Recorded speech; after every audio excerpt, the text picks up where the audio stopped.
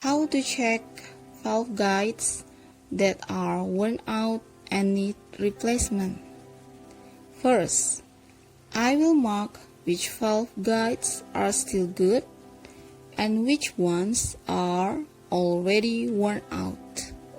The good ones will be marked with a check mark and the damaged ones will be marked with an X. Step 1. Check visually. A good valve guide usually feels tight and slightly rough when the valve stem is inserted.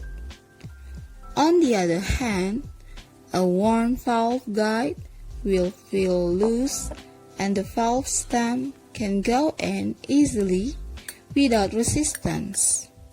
Step 2. Check the looseness between the valve guide and the valve stem by gently moving it with your fingers. If it is still good, the movement will be very small, almost unnoticeable. But if it is worn out, the looseness will be clearly visible. This condition can cause engine oil to enter the combustion chamber and also create noise inside the engine because the parts are no longer tight. Step 3. Do a simple compression test. Insert the valve stem into the valve guide, then cover the top of the guide with your finger. After that, pull the valve stem down.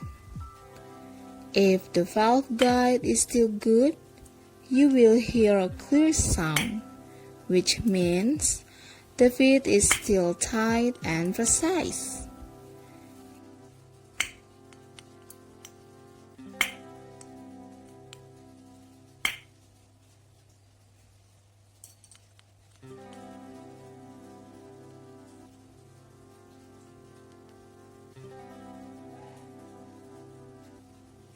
If it is worn out, the sound will be weaker due to wear and looseness. So, that's how to check worn valve guides. If this problem is ignored, it can damage other engine components. Oil can leak through the gap between the valve guide and valve stem, enter the combustion chamber, cause white smoke from the exhaust, and create unusual engine noise. That's all for this guide.